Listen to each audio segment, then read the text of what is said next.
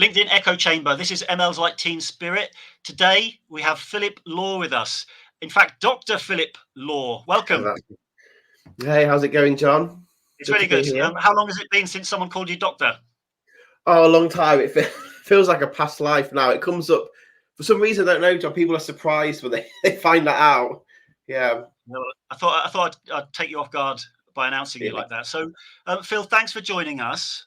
What's interesting today is when I asked you to participate, you had your own topic straight away that you wanted to take everyone through. So today we're going to just go through, why machine learning is hard, why it's hard to implement, why it's hard to get it going to create business value. Hey, Phil, can you introduce yourself for 60 seconds before we get down to our topic? Just what you've been doing, where you've been doing it. Yeah, sure, no problem. So you just mentioned there, like my background is actually physics. So I did a bachelor's and master's in physics, and I went on to do a PhD. Weirdly, on the heart, I was quite interested in biological physics and all of that. So that was a lot of modeling, non-linear system stuff like that, and then kind of left that. Had a little stint in finance, and I've been working kind of digital analytics for like 10 years. So I've worked for Adobe. I've done a little bit of work for an agency that worked for Mercedes, Vodafone. Mainly kind of just seeing how web analytics has changed to digital analytics, then to product analytics, and then market analytics. So yeah, I've been doing bits and bobs all over. It's interesting area, always seems to be changing. Good. Well, look, you're well qualified to be here. So I'm going to flip this to you, Phil, because like I say, you brought your own topic to me. So why is ML hard? So this is a show where we bring on data science practitioners. We try and make it simple. What do people do in their lives? What are some use cases? How does it work for their industry? But probably a universal truth is that it is quite hard to work with and implement. So can you tell us what you were thinking of going over during the course of this session? Yeah, so it's an interesting one because conceptually, it sounds quite straightforward, but it isn't. So I think it's very much dealt with as a technology problem, but there's actually several different areas I think that really kind of people struggle with. So I think it's a people and process, getting the right people and what type of people you hire, the technology, like picking the right technology and being an appropriate kind of technology, and also the data as well. That's the other big issue is people jump straight into machine learning when their data is a bit of a mess. But I think data is one of those universal things where it's always going to be a bit of a mess. It's never going to be perfect, but it's got to be good enough to run these models. So we've got people, the data, and the tech. Yeah. Let's start with the data because I feel that that's quite important. So let's run through this. What kind of how do you think of it in terms of what's important around what data people need or what they can do to begin to prepare for machine learning applications or adoption in their companies? How are you thinking of it, and what would you recommend? Yeah, so I think one of the things is that you collect as a business, there's a huge amount of data you collect, and the truth is, like 90% of it, I'll say garbage, is not actually useful for that much stuff, but actually you only probably need a sliver of 10% of really good quality data. And people kind of, particularly at the beginning of projects, people go, oh, it's the beginning of the project, I want to just capture everything. We'll just ram it into the mega brain or this massive database. And then they'll kind of do that all, and then they realize it's not quite in the form that they want. But actually, what I suggest people do is actually focus on the actual minimal amount of data that you need.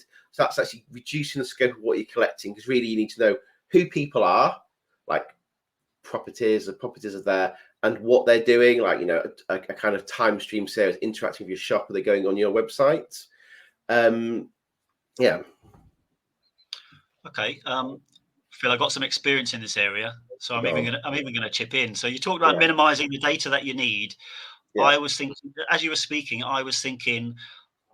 what I've been on the torture rack with quite a lot is to try and look at data science applications with data generated by business systems. And I've always found there's the problem of not necessarily minimizing, the most important variables, but then even if that is done, sometimes there's good variables that can be very good or data that can be impactful, but it's either not mandatory or it's not kind of structured on the way in. So one of the biggest problems I've met in the data space is just that knowing things like, I don't know what, postcode is important, gender is important, somehow it's predictive, but it's not mandatory.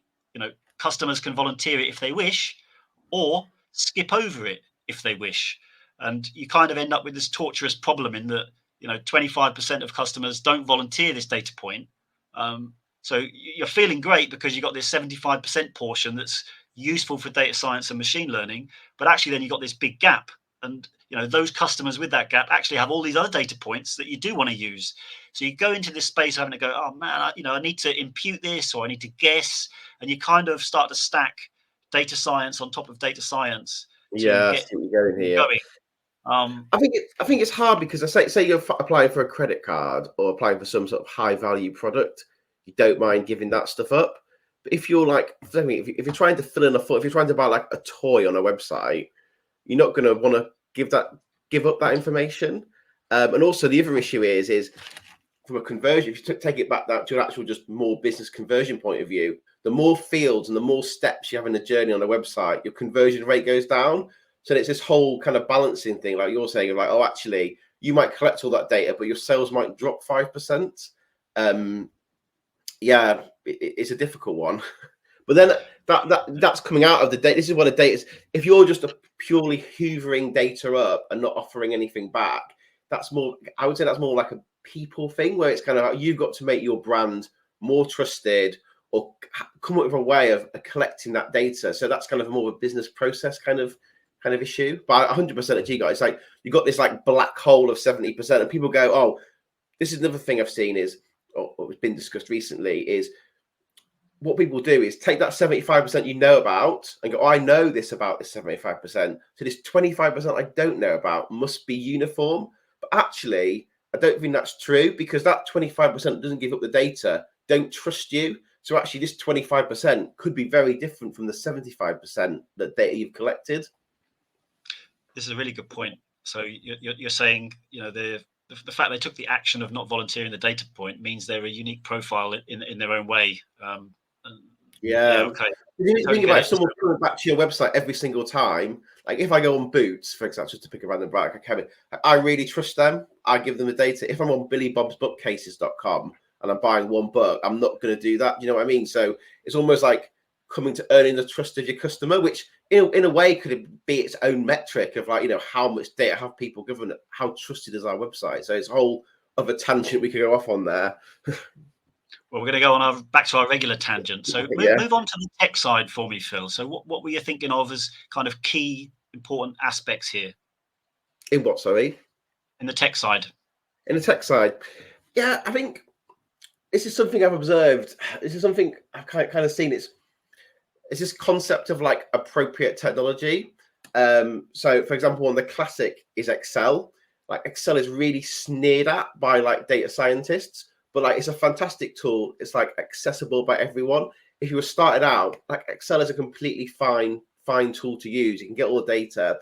So I think there's a real kind of thing of like trying to cheat by buying machine learning. So what you do is go, right, I'm going to go out there, I'm going to do machine learning, I'm going to buy the best machine learning platform there is. You buy it, and you buy this platform, but it's going to cost a heck of a lot of money. You have to hire all these people to run it. You don't get any value out of it. And I think the analogy that I come up is this gym membership analogy. It's January, you join the gym. I'm going to join the gym. You pay the gym membership, and then you've got to get fit. You've got to go to the gym and suffer. And it's exactly the same with these technologies. You've got to get the technology, get it, and then you've also got to suffer to get that kind of maturity. You can't kind of just buy your way in and cheat, basically. Got it. And what about the people side? So you flagged this as important. I've had other guests with me that have talked up, how many people are involved in some of their, machine learning applications and their pipelines. One that I'm thinking of is, someone told me they have a group of 30 people working on activate. It's across 9 or 10 teams to implement this. It's a Gen AI one. So to bring Gen AI into a business application, 30 people. So what is it you were thinking when you said like this is a key component of, how do you make machine learning easier or data science easier? What do you do on the people side to make sure that's true? I think one of the things is, so when I first heard the word data science, 15 years ago, it was always a bit of a joke that, you've got to have a PhD. If you don't have a PhD, you can't be a data scientist. But what data science actually is actually come from, well, as I understand it, it's come from computer science, and then computer scientists do like a data module, and you kind of got this kind of flow of data science coming from that kind of IT kind of background, which are absolutely critical to the business.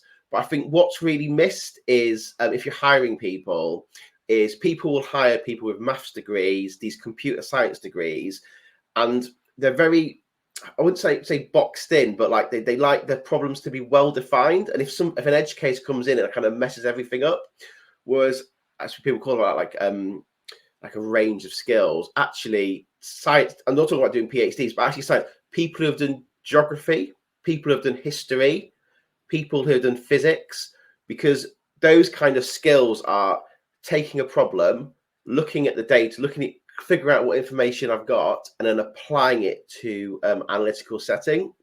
And I think that's what's missing, because from what tends to happen is people are always trying to build this perfect data set. We talked about quality of data before. We've got to get our data perfect and get all the data in there before we do anything. But actually, what you should be trying to do is, what data have I got?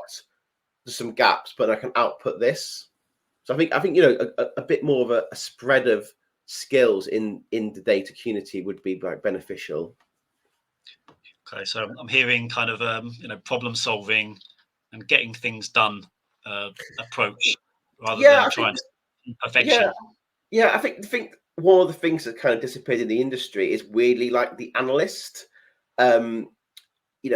People, it's almost like machine learning. It's like, oh, we're just going to have all these data people and just going to put all the data in, it's going to spit out some gold. But actually, analysts, and it comes back to data quality as well, and like building that data contract. It's almost like the analyst needs a person in the middle where the business is asking a question, they translate, oh, we need this data, we need this and the other, and then they talk to data scientists and the data engineers, and they kind of build the data set they need. So, but that's kind of, the analyst is kind of missing there at the minute, I think.